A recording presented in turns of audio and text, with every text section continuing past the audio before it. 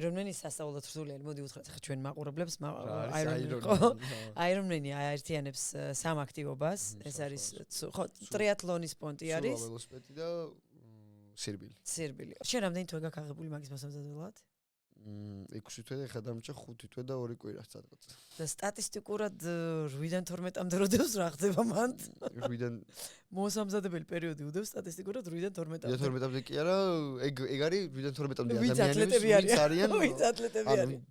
ზოგადად დაახლოებით რაც გამიგია, ნუ 1-2 წელი მაინც ემზადებიან, მაგრამ უკვე რაღაც ბეისი რო აქვს რა, 6 თვე ძალიან ცოტა, ანუ მართლა 6 თვე მართლა რეალურად. ანუ 6 თვე ისეთია რომ აი რავი, ძალიან ბევრი დაჟე მოდის შემთან და მეუბნება რომ შანსი არა, ანუ ვინც ჩახედულია. ხო. აი ეგეთი ვიღაცები რომ აი არ ამგონია, მაგრამ ვიღაცები მეუბნებიან რომ ანუ შენ თუ მოინდომ გამოგივა. ხო, აი